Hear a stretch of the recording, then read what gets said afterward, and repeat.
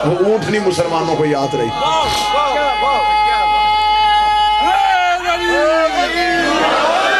جس پہ تھوڑی دیر کے لیے پیغمبر بیٹھے وہ اونٹنی یاد رہی، اور جو محمد پہ بیٹھے رہے، جو رسول کی مہروں کے سوار رہے۔ میلاد آپ بے شک منائیں، حکم تھا میرے بھائی نوید جعفری صاحب کا، تعمیل ہو گئی، میلاد بے شک منائیں، لیکن کم از کم میلاد مناتے ہوئے اپنے بچوں کو یہ ضرور بتائیں کہ ہمارے نبی آئے کہاں تھے، کس کے گھر میں آئے، وہ گھر ضرور بتانا پڑے گا۔ صرف اس نام کو چھپانے کے لیے لوگوں نے فرضی کردار تراش لیے۔ ایک دائی نے پالا تھا، وہ دائی رسول کو بچپن سے لے کے چلی گئی تھی، صرف اس دائی کا کردار بنایا گیا تاکہ لوگوں کو پتہ نہ چلے کہ پالا کس نے تھا۔ اگر یہ دائی کا نام بتائیں گے تو پھر لوگوں کو پوچھیں گے کہ اگر دائی نے نہیں پالا تو پھر کس نے پالا؟ باپ تو دنیا میں نہیں تھا، پھر نام لینا پڑا گا علی کے باپ کا، اور علی کے باپ کا نام لینے سے وہ اس لیے ڈرتے تھے کہ اپنے باپ کا فرق نہیں تھا۔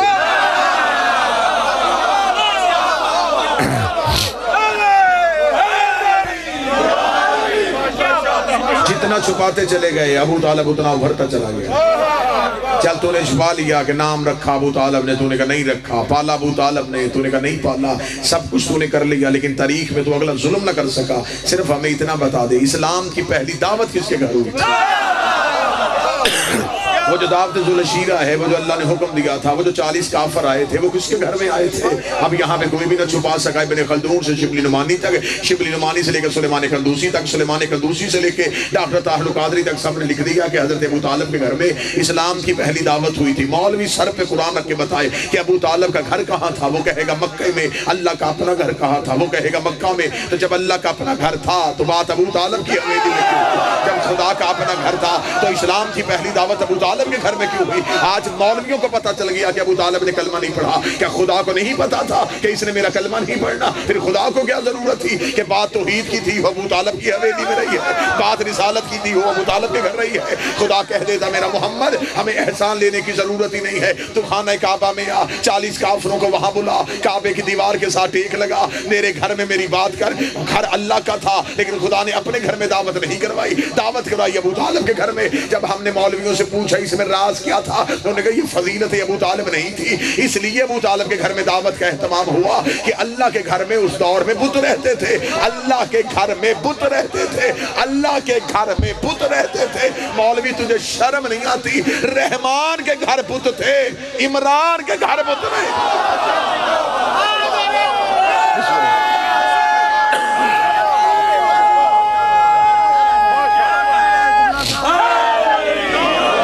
جب اللہ کے گھر میں بت تھے، ابو طالب کے گھر میں تو اس دور میں بت تھے۔ ناتے کیا بڑی تیرا کاما تے تیرے گیت گاما یا رسول اللہ، تو جس کا کھائے تو تو اس کا گائے، اور جس کا مصطفیٰ کھاتا رہا۔ شاہ مدینہ یثرب کا والی، سارے نبی تیرے در کے سوالی۔ یہی تو 1400 سال سے ہم کہہ رہے ہیں کہ سارے نبی تیرے در کے سوالی، لیکن یہ کسی نے نہیں پوچھا کہ وہ نبی کا در کون ہے۔ علی بابوہا، علی در ہے، اب کہ سارے نبی تیرے در کے سوالی۔ حقیقتیں آہستہ آہستہ سارے سمجھ آئیں گے، مان سارے جائیں گے۔ اللہ نے یہ ہمیں ہی امتیاز بخشا ہے کہ ہم آگے آگے چلیں گے، لوگ ہمارے پیچھے پیچھے چلیں گے۔ جن کو جلوس اچھا نہیں لگتا تھا وہ سارے اسلام آباد بیٹھے۔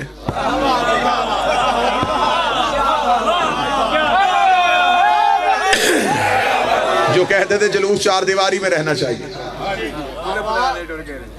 آج خود جلوس بھی ہیں، ہاتھوں میں پرچم بھی ہیں، اسلام آباد بند کر کے بیٹھے ہیں، اور حکومت کہہ رہی ہے کہ 4 دیواری میں جلوس لے کے چلو۔ وہ کہتے نہیں 4 دیواری میں نہیں، ہم جلوس سڑکوں پہ لے کے آئیں گے۔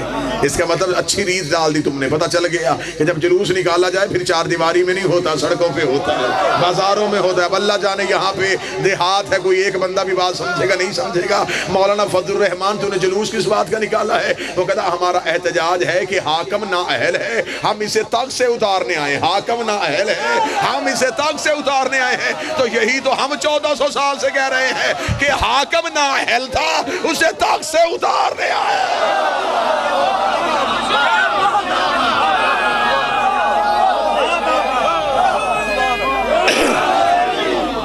जो काबिल ना हो।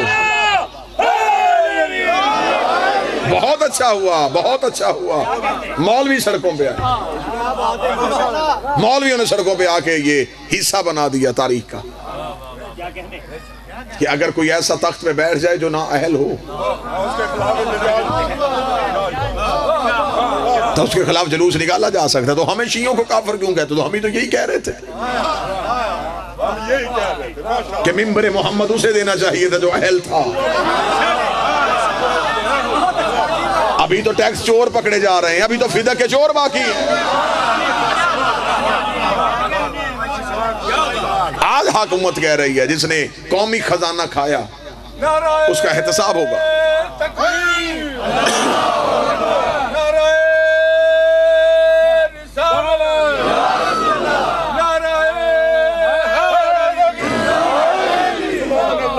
जो कौमी खजाना लूटे उसका एहतसाब होगा, और जो मोहम्मद की बेटी का हक आ जाए,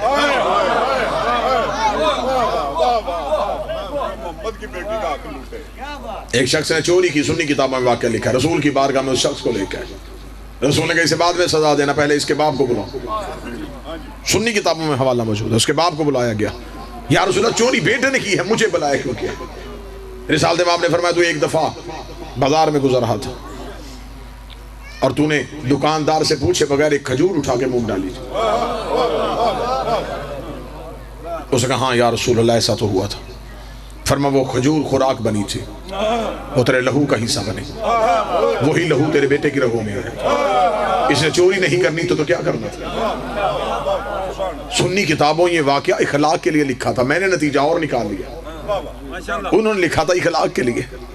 मैंने कहा या रसूल अल्लाह आपने इस बंदे को बुला के कम से कम हमें इतना तो बता दिया, जो एक खजूर खाए उसकी औलाद तो ऐसी होती है और जो पूरा बाग खा जाए।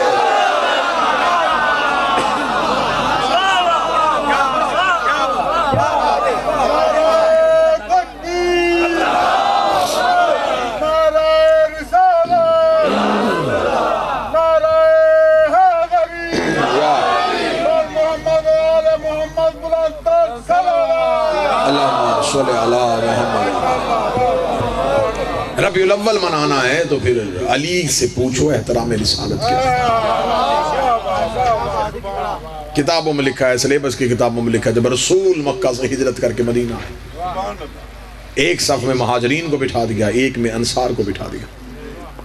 गायब के इल्म जानने वाले नबी ने, तवज्जो है मेरी तरफ से, जिन जिन की ज़हनीयतें मिलती थी उसे उसका भाई बना दिया। मजाज ना मिलता हो तो 3 घंटे का सफर नहीं होता। रसूल को खबर थी कि इन्हें साथ चलना है। रसूल ने जिसका मजाज जिससे मिलता था उसे उसका भाई बना दिया। रसूल हर एक को दूसरे का भाई बनाते गए। मदारिजुन नबुव्वा किताब है, लिखी शाह अब्दुल हक मुहद्दिस दहलवी ने है। किताब भी शियों की नहीं, मुसन्नफ भी शियों का नहीं। शाह अब्दुल हक मुहद्दिस दहलवी वो अपनी किताब में लिख रहे हैं, जब रसूल हर एक को दूसरे का भाई बना चुके तो अली तन्हा रह गए। बिल्कुल वो जुमले पढ़ने लगा हूं जो आप सब किताब में लिखे। मुहद्दिस दहलवी लिखता है कि रसूल ने जाके अली के दोनों आंखों के दरमियान बोसा लिया और लेके कहा माज़ा यब्की अली इब्न अबी तालिब, अबू तालिब का बेटा अली तू क्यों रो रहा है? अली ने सर उठा के कहा आपने हर एक को भाई भाई बना दिया, मुझे किसी का भाई बना बनाया। शाह अब्दुल्लाह का मुहद्दिस दहलवी कहते हैं रसूल मुस्कुरा के कहते हैं मैंने अपना किसको बनाया?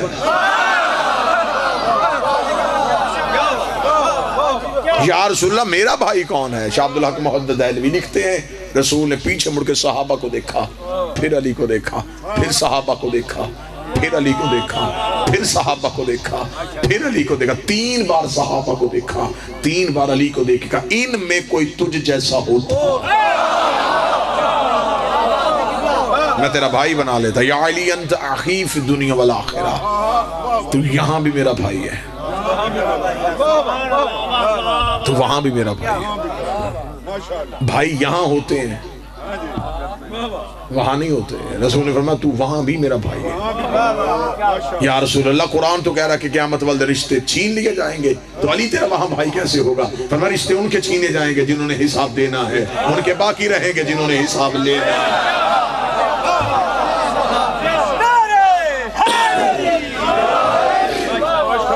بتانا پڑے گا کہ رسالت ماپ کی تربیت کس کرنے میں, کیا کہنے میں کہاں جا کے عمران پڑھوں جس کی انگلی پکڑ کے رسول چلنا سیکھے.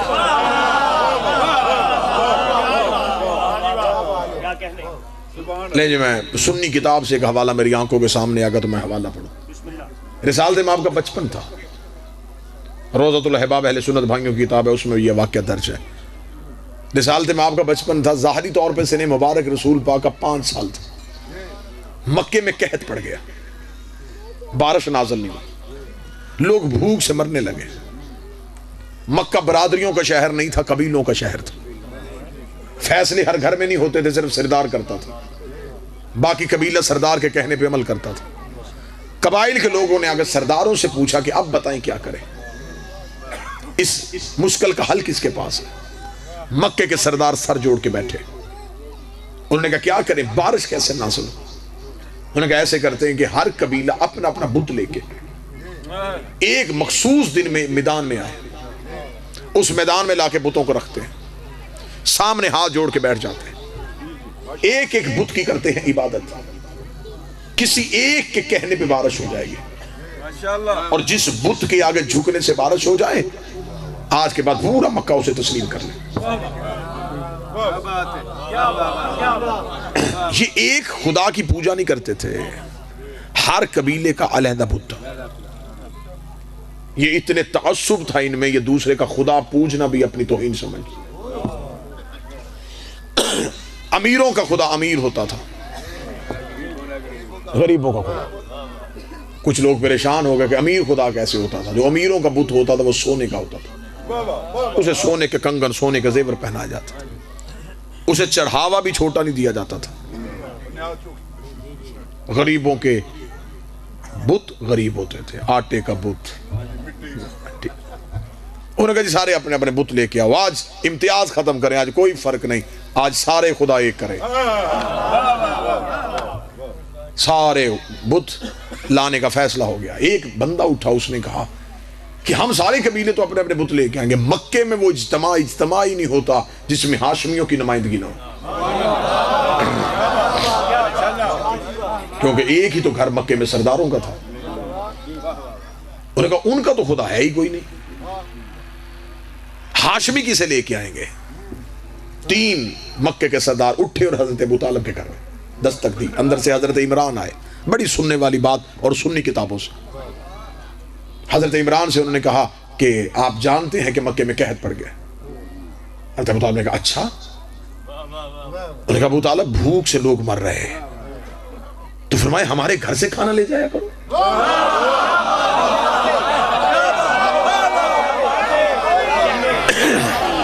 ہمارا دسترخوان تو بند نہیں ہوا, ہمارا دسترخوان تو چل رہا ہے. انہوں نے کہا ابو طالب نہیں, بات کھانے کی نہیں, ہم نے اب طے یہ کیا ہے کہ اب لیتے ہیں بتوں کا امتحان, خداؤں کا امتحان. اب دیکھتے ہیں کہ کون خدا جلدی سنتا ہے. تو لہٰذا ہم نے طے کیا ہے کہ ہم اپنے اپنے خدا اپنے اپنے بت لے کے آئیں گے. اگر تمہارا بھی کوئی بت ہے تو تم بھی کل والے اجتماع میں آنا, ورنہ پھر ہم اعلان کر دیں گے کہ ہاشمی کسی خدا کو نہیں مانتے, کیونکہ آج تک ہاشم نے نہیں بتایا وہ کس کی پوجا کرتا, عبد المطلب نہیں بتایا اس کا خدا کون ہے, اور بتایا تو نے بھی نہیں کہ تو کس کی عبادت کرتے.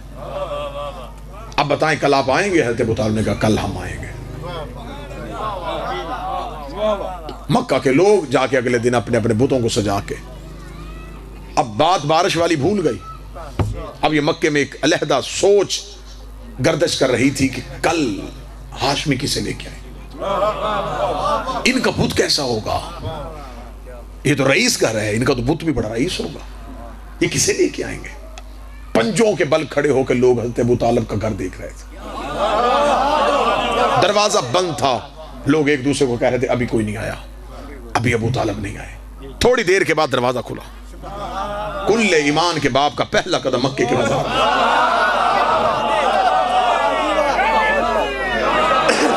لوگوں کی آنکھیں پھٹی کی پھٹی تھی. ابو طالب کسے لے کے آ رہا ہے؟ یا مکہ میں ایک دم شور برپا ہوا. وہ دیکھو ابو طالب کے کاندھے پہ کون ہے؟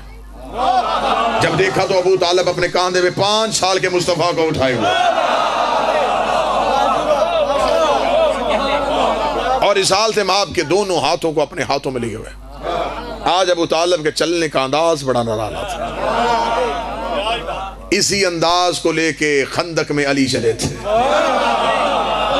ٹہلتے ہوئے ابو طالب پورے جذبے کے ساتھ حضرت ابو طالب مکہ کی گلی سے نکلے.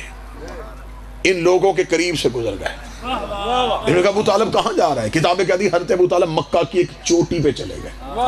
اتنی اونچی چوٹی پہ حضرت ابو طالب جا کے کھڑے ہوئے کہ کتابیں کہتی ہیں اس دن مکہ میں گھر کے صحن میں بیٹھی ہوئی کافروں کی ماؤں میں بیٹھے ہوئے کافروں کے بچے بھی ابو طالب کا چہرہ دیکھ رہے ہیں. آج مکہ میں کوئی ایسا نہیں تھا جو کہے کہ مجھے ابو طالب نظر نہیں آ رہا. گھر میں بیٹھی ہوئی عورت ابو طالب کا چہرہ, گود میں لیٹے ہوئے بچے ابو طالب کا چہرہ, میدان میں کھڑے ہوئے کافر ابو طالب کا چہرہ. آج پورا ابو طالب کو دیکھ رہے تھے. ابو طالب تو کیا کرنے والا ہے؟ ہم نے تو تجھے کہا تھا خدا لے کیا, تو اپنے بھتیجے کو لے کے آ گیا. کیا تو اپنے بھتیجے کی پوجا کرتا ہے؟ حضرت ابو طالب نے کہا اپنے خداؤں کو کیوں اکٹھا کیا ہے؟ انہوں نے کہا بارش کے لیے. فرمایا جس کے کہنے میں بارش ہو جائے گی وہ کون ہوگا؟ کہنے لگے وہ حاجت روا ہوگا, وہی مشکل کشا ہوگا. حضرت ابو طالب نے رسول کے چھوٹے چھوٹے ہاتھوں کو اپنے ضعیف ہاتھوں میں لیا, آسمان کی طرف. میرے اللہ تجھے ان ہاتھوں کا واسطہ, اللہم بحق حاضر الیدین انصر السماء, میرے اللہ تجھے ان ہاتھوں کا واسطہ آسمان سے بارش نازل فرما.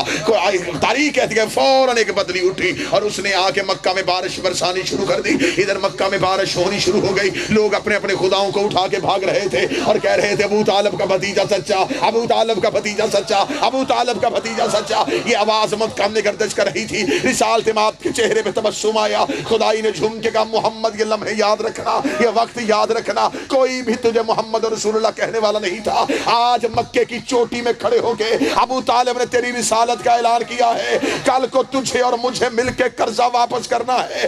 آج اس نے بلندی پہ جا کے تیری رسالت کا اعلان کیا ہے. کل پلانوں کا منبر بنا کے علی کی ولایت کا اعلان.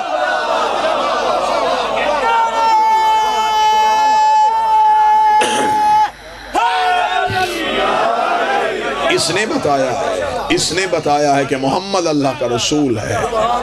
ہم نے بتانا ہے کہ علی اللہ کا ولی.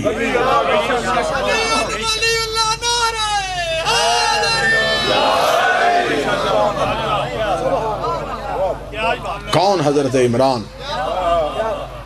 جس کے بڑھاپے کے سائے میں اسلام کی یتیمی نے جوانی کے انداز سیکھے.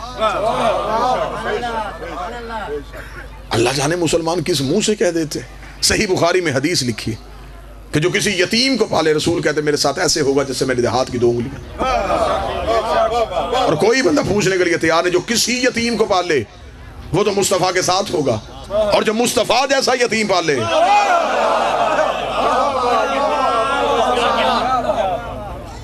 لوگ حضرت ابو طالب کے ابھی اس بات پہ بحث کر رہے ہیں کلمہ پڑھا تھا یا نہیں پڑھا تھا. پیغمبروں کی فہرست میں ابو طالب کا نام ہے. حضرت عیسیٰ سے لے کے رسول تک کیا یہ دور اللہ نے خالی رکھا؟ اس دور میں پھر اللہ کا پیغام رساں کون تھا؟ کس نے پیغام الہی دنیا تک پہنچایا؟ کس نے رموز رسالت رسول کے حوالے کیے؟ یہی ایک آیت سے ابو طالب کے شخصیت کا پتہ چل رہا جب خدا کر عالم یجد کا یتیمن فاوا. محمد تو یتیم تھا, تجھے ہم نے پالا. یہ تجھے اللہ کے ہم کہنے سے بھی پتہ نہیں چل رہا کہ ابو طالب کون ہے. تجھے ہم نے پالا ہے.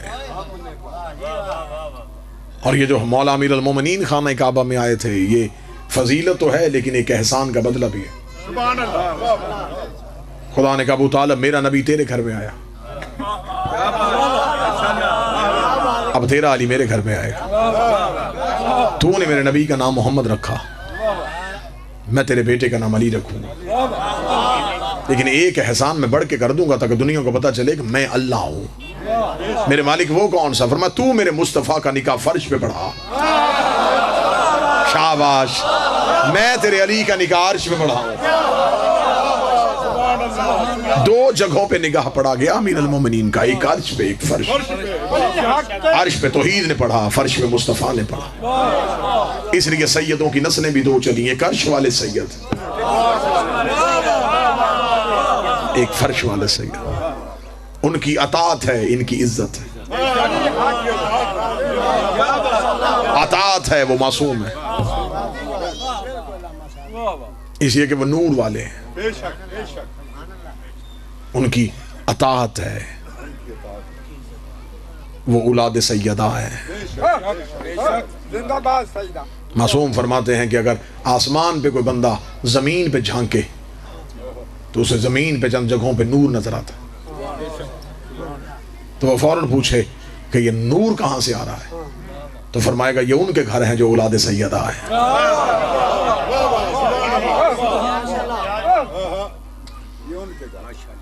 لہذا حضرت ابو طالب نے اگر آج بھی عزت مسلمان نبی کی کرنا چاہتے ہیں تو پہلے ان کی عزت کرنا پڑے گی جن کی نبی عزت کرتے تھے. دو ہستیوں نے احسان کیا ہے اسلام پہ، ایک نے مال دیا ہے، ایک نے محنت کی ہے. جس نے مال دیا ہے وہ زہرا کی ماں ہے، جس نے محنت کی ہے وہ علی کا باپ. آج مولوی مر جاتا ہے لیکن نبی بھی خدیجہ کی بات کرتا ہے، نہ ابو طالب کا نام زبان پہ لے کے آتا ہے. کتابوں میں ان کے احسان لکھے ہوئے ہیں لیکن مولوی کیوں نہیں پڑھتا؟ صرف ایک وجہ سے، خدیجہ زہرا کی ماں ہے، ابو طالب علی کا باپ ہے. کوئی سنی بیٹھا ہو، اس بی بی نے اسلام کو دیا ہے، لیا نہیں ہے. 3 سال شیب ابی طالب میں بھوکے گزارے زہرا کی ماں، پیاسے گزارے. اتنی نحیف ہو گئی تھی میری شہزادی، اتنی کمزور ہو گئی تھی، کمر جھک گئی تھی. آخری وقت میں رسول آئے تھے حجرے میں، آ کے کہا خدیجہ میں تیرا شکریہ ادا کرتا ہوں. بی بی خدیجہ نے ضعیف ہاتھ زمین پہ رکھے اور نبی کے احترام میں اٹھنے لگی. بی بی کے اٹھنے سے پہلے نبی زمین پہ بیٹھ گئے. فرمایا ساری زندگی اٹھ کے احترام کیا ہے، اب تیرے جسم میں طاقت نہیں بچی. خدیجہ تو عرب کے رئیس کی بیٹی، میری وجہ سے بھوکی رہی، پیاسی رہی، بائیکاٹ برداشت کی. آخری شب ہے تیری خدیجہ، میں شکریہ ادا کر. بس میں حالت تو نہیں بتا سکتا، میں غیر سید ہوں. کتابیں کہتی چادر کے نیچے سے ہاتھ جوڑے، رو کے کہنے لگی کنیز نے حق ادا کر دیا. فرمایا ایسا؟ رو کے کہنے لگی یا رسول اللہ، میں عرب کے رئیس کی بیٹی، میں آپ کے صحن میں آئی، میں نے زندگی میں آپ سے کبھی لباس کی خواہش نہیں کی، میں نے زندگی میں اچھے کھانے کی خواہش نہیں کی. یا رسول اللہ میں نے سب کچھ تیرے دین پہ لٹا دیا. ہاں خدیجہ مجھے سب یاد ہے، لیکن خدیجہ دیکھ تو صحیح نا، اللہ نے بھی تیرے احسان کا بدلہ کیا دیا. خدا نے امامتی تیری نسل میں رکھ دی، خدا نے میری نسل ہی تجھ سے چلائی ہے. خدیجہ جنت کے مالک تیری نسل سے ہے، یہ احسان نہیں ہے. بی بی خدیجہ دیکھ کے کہتی یہ اس کا کرم ہے، میں جتنے سجدے ادا کروں کم ہے، لیکن بحیثیت زوجہ کچھ تو میں شوہر سے بھی مانگ سکتی. رسول نے کہا جو مانگنا مانگ، سب کچھ تو نے اسلام میں دے دیا، اب تجھے کیا چاہیے؟ پردے کے اندر سے جڑے ہوئے ہاتھ رو کے کہنے لگی کچھ نہیں مانگنا، امامت میری نسل میں، جنت کے وارث میری نسل میں، صرف اتنا سوال آخری رات کرنے لگی ہوں، میں دنیا سے جا رہی ہوں، یا رسول اللہ میرے جانے کے بعد اپنی امت کو بتا دینا میری زہرا کا بھائی کوئی نہیں. میری فاطمہ کو اتنا ستائیں جتنا میری شہزادی برداشت کر سکے. یا رسول اللہ کاش میری زہرا کا کوئی بھائی ہوتا. اتنا جملہ کہنا تھا، رسول تڑپے، داڑھی آنسوؤں سے بھر گئی. رو کے کہنے لگے خدیجہ وہ مانگ جو میں کر سکوں. ہیں یا رسول اللہ، اکلوتی میری بیٹی، اس کے لیے اتنا بھی نہیں ہو سکے گا؟ رسول روک دے، جب تک زندہ رہا تب تک خیال رکھو، میرے جانے کے بعد کیا ہوگا یہ تو برداشت نہیں کر سکتا۔ تڑپ کے رو کے کہتی ہے مجھے صرف اتنا دکھا دے میرے جانے کے بعد اور آپ کے جانے کے بعد میری بیٹی کے ساتھ کیا ہوگا۔ رسول نے کہا خدیجہ برداشت کرے گی؟ اگر بیٹی برداشت کر لے گی تو ماں بھی دیکھ لے گی۔ فرمایا خدیجہ میری انگلیوں کے درمیان دیکھ، مجمع میں کہیں سید بیٹھا ہو تو مجھے معاف کر دینا۔ بی بی خدیجہ رو کے کہتی ہے 350 بندہ کرسیوں پہ بیٹھا، کوئی اکیلی مستور کھڑی ہے، یا رسول اللہ اس کے پاس کوئی نہیں ہے، وہ بار بار زمین پہ بیٹھتی ہے، بار بار اٹھتی ہے۔ رسول رو کے کہتے ہیں خدیجہ پہچان یہ تیری بیٹی فاطمہ ہے۔ زہرا کا نام آنا تھا، تڑپ گئی ماں۔ بچپن کی سیدہ کو سینے سے لگا کے کہتی میرے بعد کسی دربار میں نہ جانا، تجھ سے تو بابے سے سوال کرنے کی عادت نہیں ہے، تو کسی سے کیا مانگے گی؟ رسول نے فرمایا نا خدیجہ روک، اس کے دربار جانے سے تو پتہ چلے گا کہ اسلام میں منافق کون ہے، اسلام کا مددگار کون ہے۔ اچھا یا رسول اللہ میری بیٹی کے کھڑے ہونے سے اسلام کو فائدہ ہوگا؟ ہاں زہرا کی ماں فائدہ ہوگا۔ یہ ہے تربیت، رو کے زیدہ کو سینے سے لگا کر پھر چلی جانا، اگر بابے کا دین بچے تو پھر دربار میں چلی جانا۔ پھر رو کے جناب خدیجہ ہاتھ باندھ کے کہتے ہیں واپس جلدی آ جائے گی؟ رسول نے فرمایا جاتی ہوئی دیکھی ہے تو اب واپس آتی ہوئی دیکھ۔ انگلیاں رسول نے دوبارہ بلند کی، جناب خدیجہ کا سر زمین پہ آ، رو کے دی انگلیاں ہٹا لے، یہ زہرا نہیں ہے، یہ تو کوئی سفید سر والی ضعیفہ ہے جس کے دروازے کو آگ لگی ہوئی۔ سادات و غیر سادات، ماں اور بیٹی کی قسمت، ماں بھی دربار میں کھڑی رہی، بیٹی بھی دربار میں کھڑی رہی۔ ماں چند گھنٹے کھڑی رہی، بیٹی کئی گھنٹے کھڑی رہی۔ ماں کھلے ہاتھوں سے گئی تھی، بیٹی بدے ہاتھوں سے گئی۔ اگلی سطر پہ واجب سمجھ کے ہائی کہنا، ماں کے سر پہ چادر تھی، بیٹی بغیر چادر کے گئی تھی۔ ماں بیٹوں کو ساتھ لے کے گئی تھی، بیٹی بہنوں کو ساتھ لے کے گئی۔ آدھی رات یہ ملعون تخت پہ آیا، اس نے آگے سپاہی سے کہا جا حسین کے بیٹے سجاد کو بلا کے لا، بس واپسی کا ایک مضمون پڑھوں اور آپ کو سلام کروں۔ ملاؤں نے تخت پہ بیٹھ کے سپاہی سے کہا جا حسین کے بیٹے سجاد کو بلا کے لا۔ سپاہی زندان کے دروازے پہ، علی ابن الحسین تجھے حاکم نے دربار میں بلایا۔ اگلی سطر کا تعلق سمجھنے سے ہے، میں سطر کھول نہیں سکتا۔ بلایا چوتھے کو تھا، پانچواں بھی ساتھ اٹھا۔ میں مجبوری نہیں پڑھ سکتا کہ کیا مجبوری تھی۔ چوتھے امام نے کمر سیدھی کی، پانچویں کا تلوے زمین سے اٹھ گئے۔ دونوں باپ اور بیٹا آدھی رات کو ملاؤن کے دربار میں میرے مولا نے آتے جملہ کہا، میرے مالک نے آ کر رو کے فرمایا او کمینہ، پیشیوں کا کوئی وقت ہوتا ہے، تمہارا جب جی چاہتا ہے ہمیں دربار میں بلا لیتا۔ یہ کمینہ دے کے کہنے لگا سجاد آج تو میں نے تجھے اچھی خبر کے لیے بلایا۔ مولا سجاد فرماتے کون سی خبر؟ یہ کمینہ دے کے میں تیری قیدیں آزاد کرنے لگا ہوں۔ جب کہنا میں تیری قیدیں آزاد کرنے لگا ہوں، سجاد رو کے ٹھنڈی آہ بھر کے کہتے میں جاؤں کہاں؟ جملے تو میں نے آپ کے ماتم کے لیے پڑھے تھے۔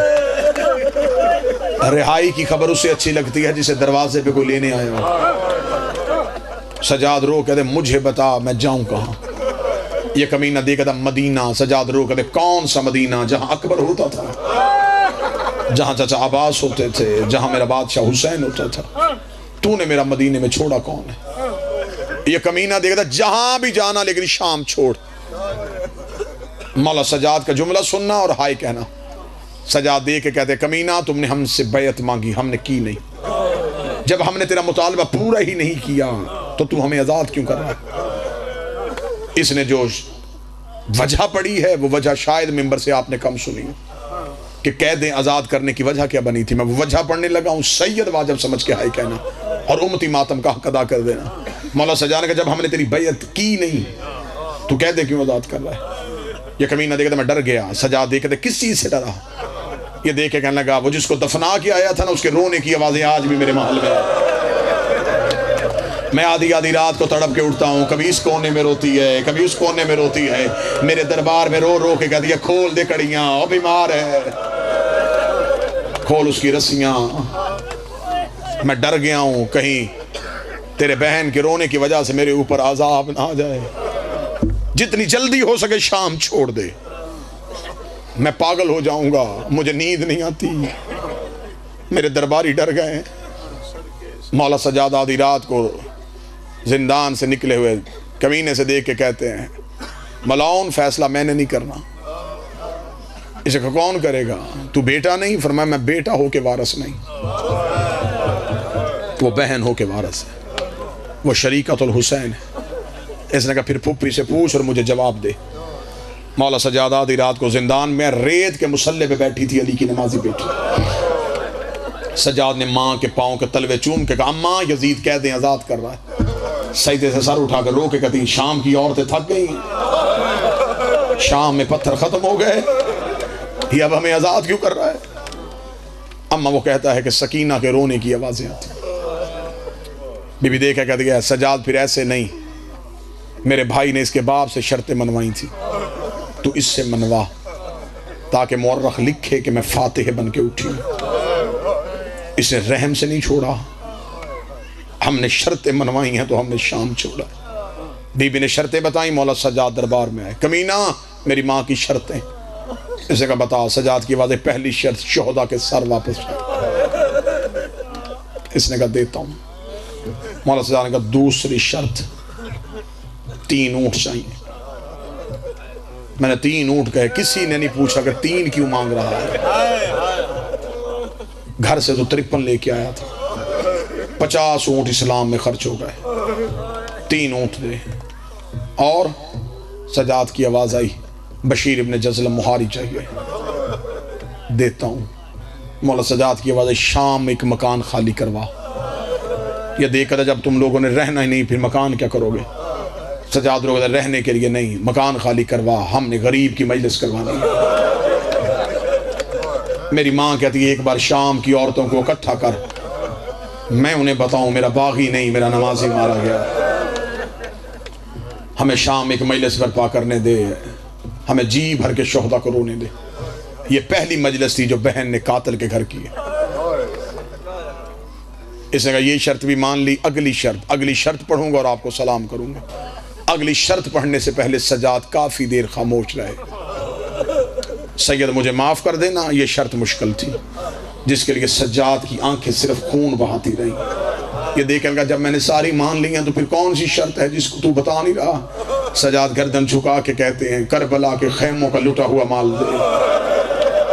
یہ دیکھ کے کہنے لگا حسین کا بیٹا تیری ہر شرط منظور ہے, یہ منظور نہیں. سجاد رو کہتے یہ منظور کیوں نہیں؟ یہ کمینہ دیکھتا 36 ملکوں کی فوج نے لوٹا تھا علی کی بیٹی کا خیمہ, جس کے ہاتھ جو آیا وہ لے کے چلا گیا, میں کہاں سے سامان اکٹھا کروں؟ سجاد رو کہتے کچھ اور دے نہ دے, میری ماں کی چادر مجھے واپس کر, قرآن کے خلاف مجھے واپس کر. یہ کہنے لگا میں نئی چادریں بنوا کے دے دوں؟ سجاد کہتے نہیں, مجھے وہی چادر دے جو شام غریبہ نیزے سے اتاری تھی. یہ دیکھنے لگا اس چادر کا کیا کرے گا؟ سجاد رو کہتے میں یہاں سے سیدھا کربلا جاؤں گا, چادر عباس کی قبر پہ رکھ کے کہوں گا اٹھ غازی دیکھ میں تیری بہن کی چادر لے آیا, جس کا تو نگران تھا, میں وہ چادر شام سے بچا کے دے. اللہ لعنت اللہ علیکم.